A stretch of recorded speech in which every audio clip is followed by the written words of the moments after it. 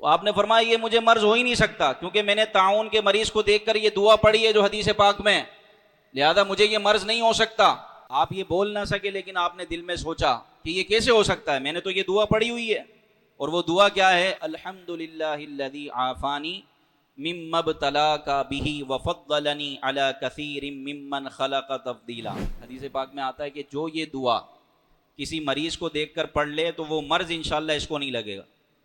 یعنی بیماریوں سے بچنے کا ایک نبوی نسخہ ہے، نبی پاک صلی اللہ علیہ وسلم نے ہمیں عطا فرمایا، جو بھی کسی بیماری میں مبتلا ہے تو خاموشی سے اس کو دیکھ کر یہ دعا پڑھ لیں، اللہ نے چاہا تو وہ بیماری، وہ مرض، وہ تکلیف آپ کو نہیں پہنچے گی۔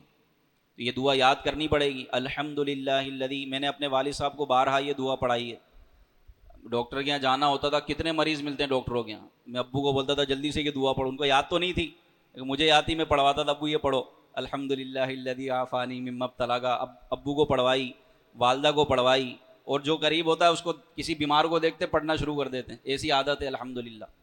تو آپ بھی یہ دعا یاد کر لیں، اور یہ حدیث پاک میں ایک بہترین نسخہ ہمیں دیا گیا کہ جو یہ دعا کسی بیمار کو دیکھ کر پڑھ لے انشاءاللہ وہ مرض آپ کو نہیں لگے گا، پڑھنے والے کو وہ مرض نہیں لگے گا۔ تو اللہ سب کو بیماریوں سے بچائے، طرح طرح کے امراض ہیں، تو ایک ڈر بھی لگتا ہے کہ اللہ ایسی بیماری نہ دے کہ بندہ محتاج ہو جائے۔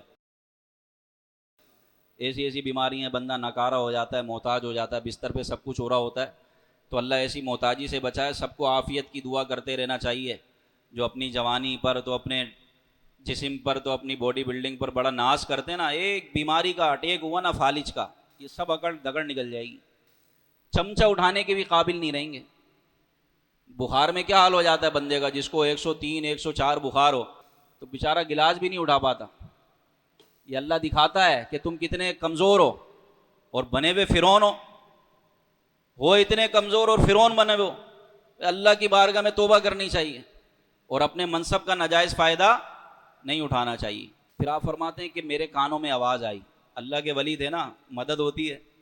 میرے کانوں میں آواز آئی کہ مسواک کرو اور کالی مرچیں منہ میں رکھو۔ تو بولے میں نے اشارے سے مسواک منگائی، اب اشارے جس سے کیے اس کو مسواک تو سمجھ آ گئی، اب کالی مرچ کا اشارہ کیسے کروں؟ بڑی مشکلوں سے سمجھا، کالی مرچ لائی گئی، پیس کر میں نے اپنے منہ میں رکھی اور مسواک تھوڑی سی ہلکے ہلکے کی۔